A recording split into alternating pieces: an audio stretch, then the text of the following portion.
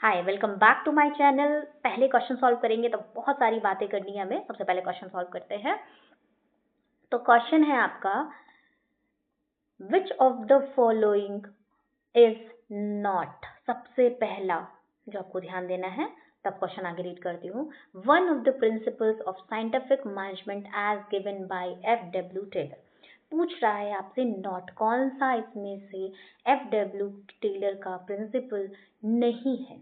क्या वो science not rule of thumb है, या फिर हार्मोनी नॉट डिस्कॉर्ड है, डिवीजन ऑफ वर्क है, कॉर्पोरेशन नॉट इंडिविजुअलिज्म है।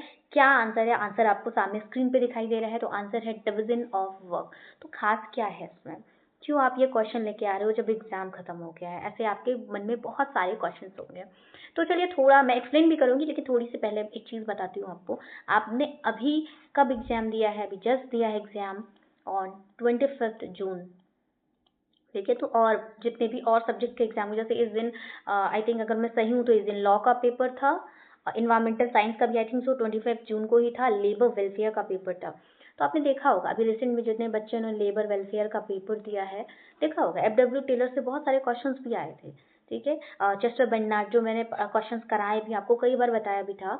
जितने लोगों ने मेरी प्रीवियस वीडियोस देखी हैं, जो भी मैंने थोड़ा बहुत कराया है, अगर वो देखा तो मैंने हमेशा बोला कि match the following, match the following आया था। तो आया था। Just function of executive book Chester Barnard के बारे में आया है। कार्ल मार्क्स, तो ये हमेशा ही आता है, ऐसा नहीं है, अगली बार भी आपसे पूछा जाएगा।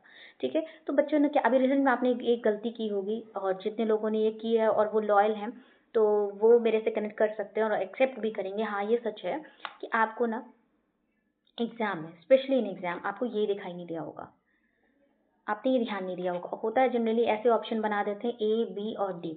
आपको मालूम है कि ये सभी प्रिंसिपल दिया है, फिर F.W. टेलर ने दो और प्रिंसिपल दिए हैं, वो हम अभी आगे बात करेंगे।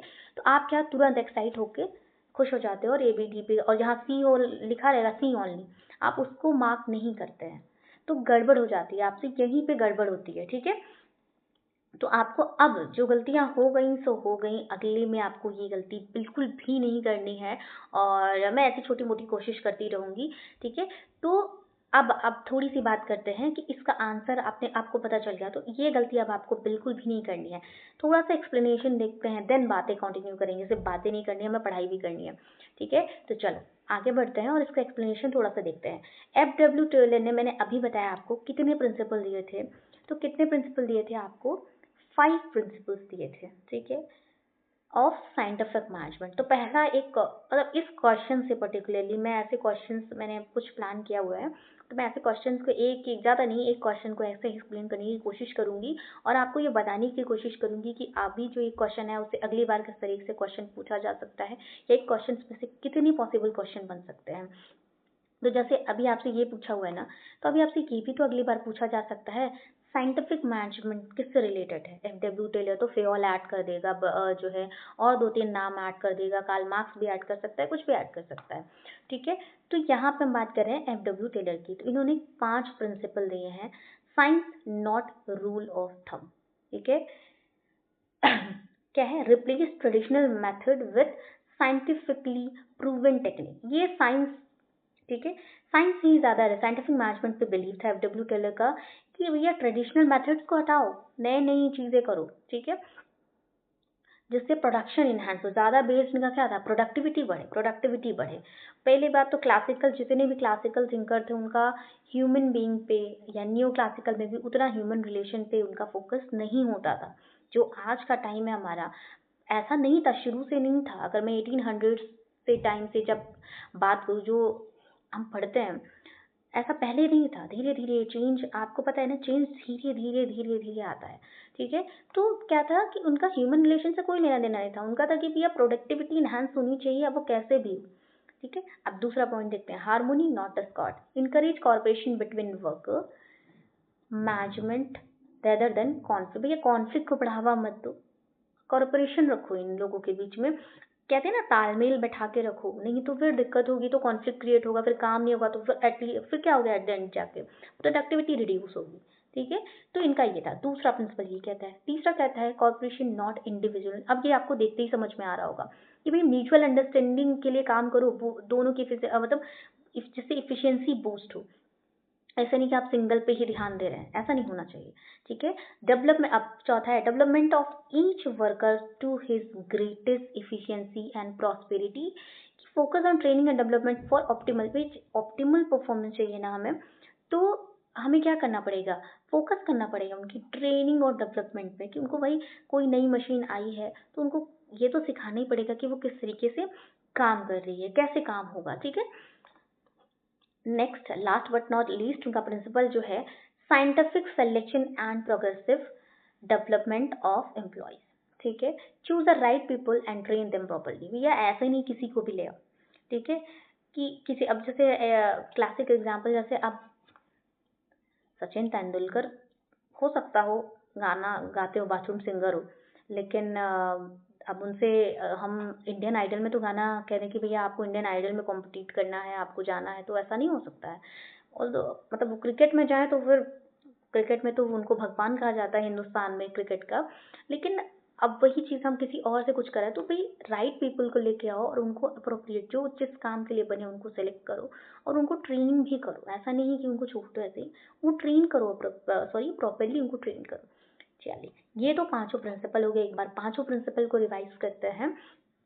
Science not rule of thumb, harmony not discord, corporation not individualism, चौथा है development of each workers to his greater efficiency and prosperity, scientific selection and progressive development of employees, ये पांचों प्रिंसिपल, ठीक है, आपने देख लिया।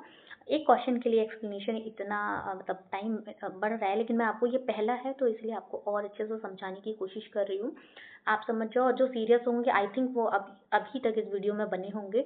अभी ये मुझे नहीं पता ये वीडियो कब किसके सामने आने वाली है, जैसे मैं हमेशा बोलती हूँ, तो जब भी ये वीडियो आपके सामने आए, आज आ जाए, 6 महीने बाद आ जाए, 1 महीने बाद, या 1 साल 2 साल या 5 साल बाद भी आए, तो ये पैटर्न नहीं चेंज होने वाला है कि एक क्वेश्चन से कितने क्वेश्चन बन सकते हैं पॉसिबल। तो ऐसा ही होता है कॉम्पिटिटिव एग्जाम में, और जितने लोगों ने कॉम्पिटिशन क्लियर किया है या वो प्रिपेयर कर रहे हैं, अच्छे से प्रिपेयर कर रहे हैं, वो इस चीज़ को अच्छे से समझते हैं और वो मुझसे कनेक्ट कर सकते हैं। तो पहला क्वेश्चन तो आपने देख लिया डायरेक्ट ना, कि ये पूछा था which of the following is not, तो ये हो गया भैया, इसने दे दिया कि भैया इसमें से आप बताइए कि कौन सा नहीं है, आपने बता दिया, ठीक है। अब आप मैक्सिमम बच्चे क्या करते हैं, मैं आपको बताती हूँ 50% बच्चे क्या करते हैं, जिन्होंने अभी 25 जून को भी यही मिस्टेक की होगी, आने वाले, I am so sorry to say, लेकिन वो दिसंबर में भी यही मिस्टेक करेंगे, वो जब एग्ज़ाम होगा तब यही मिस्टेक करेंगे। तो ये मिस्टेक आपको नहीं करनी है। अब आपको आपके पास क्या है, आपने देखला, ठीक है, ये क्वेश्चन है और ये एक पीवाईक्यू ही है, ठीक है। ऐसा नहीं है कि पीवाईक्यू नहीं, ये पीवाईक्यू है, आपके एग्जाम से पूछा हुआ क्वेश्चन है, वही मैं आपको एक्सप्लेन कर रही हूँ, ठीक है। तो आपको अपने ये देख लिया, अब आप ये देखो ना, इसमें है डिवीजन ऑफ वर्क, तो अगला क्वेश्चन आने वाले एग्जाम में ये भी तो बन सकता है, तो ठीक है, डिवीजन ऑफ वर्क फिर किसने दिया है, पूछा, ऑब्वियसली पूछा जा सकता है। आज एफ डब्ल्यू टेलर के बारे में पूछा गया, अगली बार आपको पूछा जा सकता है।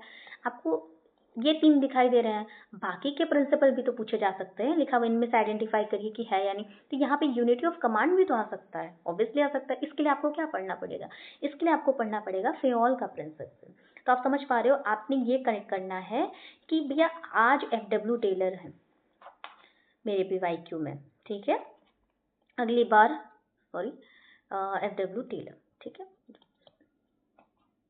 जस्ट हाँ, एफ टेलर है, ठीक है,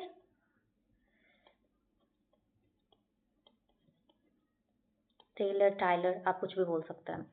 अगली बार फेओल भी तो हो सकते हैं ना, क्यों, मैक्स वेबर भी तो हो सकते हैं। ऐसा थोड़ी ना कि इनसे क्वेश्चन ब्यूरोक्रेट से रिलेटेड क्वेश्चन आ जाएगा, उसी ऑप्शन में मिक्स कर देगा, चेंज करके थोड़ा सा पूछ लेगा। तो ये क्वेश्चन की आपको कुछ हिंट दे रहा है। जैसे इस बार बुक से रिलेटेड क्वेश्चन आया, ठीक है, और इस बार का पेपर, मैं ये नहीं, मैंने बहुत सारे लोगों को देखा जो ये बोल रहे हैं पेपर बहुत ईजी था, पेपर बहुत ईजी था।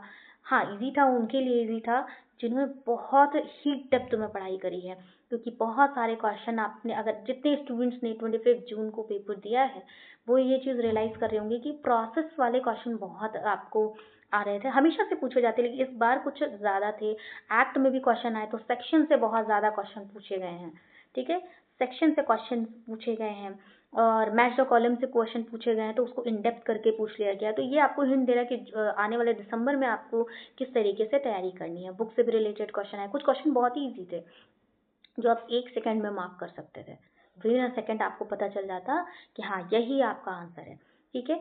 तो आपको ये चीज़ें ध्यान रखनी है। तो अब आपको ये क्या पढ़ना है, अगर आप समझदार हो तो आप क्या करेंगे, ऑप्शन क्वेश्चन को देखेंगे और उसके बाद आप कहेंगे ठीक है अब मैं अगला डिवीजन ऑफ वर्क भी पूछ लिया है क्योंकि लिखा हुआ है, तो मैं देख लेता हूँ फ्योल के प्रिंसिपल, पूरे प्रिंसिपल को पढ़ लेता हूँ और साथ ही साथ साइंटिफिक मैनेजमेंट के मैं ये 5 प्रिंसिपल अच्छे से पढ़ लूँगा।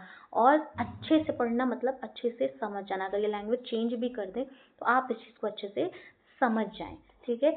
उसके बाद थोड़ा सा देख लेते हैं, जैसे कि मैंने बता दिया, मैंने ऐड भी कर दिया आपके लिए कि क्यों डिवीजन ऑफ वर्क इनकरेक्ट है, हमें क्या क्यों और कैसे तीनों पता होने चाहिए ना, कि हमें ये तो मैंने ये बोल दिया कि हाँ डिवीजन ऑफ वर्क गलत है, पर क्यों गलत है भाई, यहाँ क्यों गलत है ये भी तो जानना पड़ेगा हमें। तो डिवीजन ऑफ वर्क इसलिए गलत है क्योंकि इसे हेनरी फ्योल ने दिया है, नॉट टाइलर, ठीक है।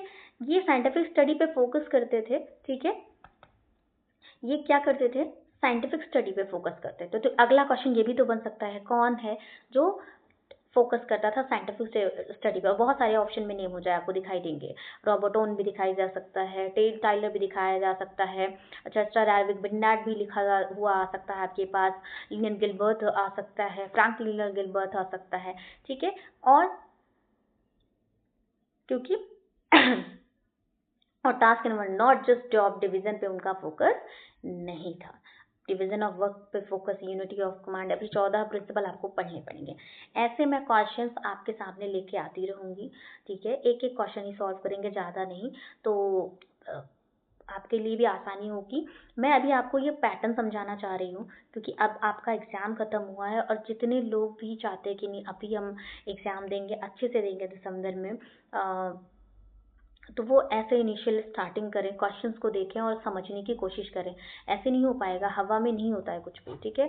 बहुत इन डेप्थ और क्वेश्चंस बहुत बहुत इन डेप्थ पूछे जा रहे हैं, टू बी वेरी ऑनेस्ट बहुत ज़्यादा इन डेप्थ पूछा जा रहा है। चाहे वो आपका पेपर 2 तो हमेशा से ही पूछा जाता है, उसका कोई सिलेबस नहीं होता है, लेकिन पेपर जो है 1 में भी इतना इन डेप्थ पूछा जा रहा है, उसके बारे में मैं अभी एक वीडियो बनाऊंगी, उसमें बात करेंगे, ज़्यादा वीडियो को लंबा नहीं करेंगे, वैसे भी एक क्वेश्चन के लिए 12 मिनट हो चुके हैं, लेकिन फिर भी मैं आपको बताना चाह रही हूँ कि अब आपको और अच्छे से पढ़ना पड़ेगा। और इस बार कुछ चीज़ें आपको बताती हूँ कि अब आप प्रिपरेशन स्टार्ट कर रहे हैं तो आप सेक्शन के क्वेश्चन क्योंकि पूछे गए हैं तो आप सेक्शन के क्वेश्चन देखिए, और उसका एक पैटर्न है उसके बारे में मैं वीडियो में अभी डिटेल में बात करूँगी। सेक्शन आपसे पूछा गया है, आपसे सीक्वेंस लगाने को क्वेश्चन पूछा गया, और जब भी सीक्वेंस या असर्शन रीजनिंग ज़्यादा पूछा जाता है तो इसका सेंस ये होता है ना, आपको इन डेप्थ में हर चीज़ पता हो तभी आप असर्शन रीजनिंग कर सकते हैं, आप सीक्वेंस लगा सकते हैं, ठीक है। तो ये पैटर्न, ये ज़माना चला जा चुका है कि इवैल्यूएट लिखा हुआ है तो बस लास्ट वाला होता है ऐसा, ठीक है। लेकिन अब आपको चेंज करके पूछा जाएगा, बिल्कुल सिमिलर दिखाई देगा, तो आपको पैटर्न के अकॉर्डिंग चलना पड़ेगा, अपने अकॉर्डिंग चलने से कॉम्पिटेटिव एग्जाम क्रैक नहीं होते हैं। तो आपको क्या करना पड़ेगा, पैटर्न से चलना पड़ेगा, और हम ऐसे ही क्वेश्चन सॉल्व करते रहेंगे, कुछ कॉन्सेप्ट को उसी के क्वेश्चन के साथ ही इन डेप्थ में देखेंगे, उसके साथ देखेंगे कौन से पॉसिबल क्वेश्चंस बन सकते हैं। तो आई होप आप मेरे साथ जुड़े रहेंगे और प्रिपरेशन में जुड़े रहेंगे, सॉरी प्रिपरेशन में नहीं, मेरी जर्नी में जुड़े रहेंगे, और मैं कोशिश करूँगी आप लोग की हेल्प करने की, एंड ऐसे ही हम क्वेश्चंस को सॉल्व करते रहेंगे। एक बार और जाते जाते मैं रिवाइज कराना चाहती हूँ कि साइंटिफिक मैनेजमेंट रिलेटेड है एफ.डब्ल्यू. टाइलर से, या टेलर, अब कुछ भी कह सकते हैं, उसे प्रोनाउंस कर सकते हैं, उन्होंने 5 प्रिंसिपल दिए, और भी बहुत कुछ है उनके लिए, इन डेप्थ में इसके बारे में बात करें क्योंकि क्वेश्चन में रिलेटेड था। डिवीजन ऑफ वर्क फेयोल ने दिया, और फेयोल ने 14 प्रिंसिपल भी दिए हैं, क्लासिकल थ्योरिस्ट हैं दोनों के दोनों, मैक्स वीबर भी क्लासिकल थ्योरिस्ट हैं, तो आपको तीनों देखना पड़ेगा, आपको ये भी देखना पड़ेगा क्लासिकल थ्योरी में क्या बोला जाता है, वो किस पे एम्फोसिस करता है, ठीक है। न्यू क्लासिकल भी देखना पड़ेगा, ठीक है। वो चीज़ें हम देखेंगे और क्वेश्चन बाय क्वेश्चन देखेंगे, और आप इस पैटर्न से सिलेबस को भी समझिए, आप इस पैटर्न से क्वेश्चंस को भी समझिए, और तब तक के लिए पढ़ते रहिए, हंसते रहिए, मुस्कुराते रहिए।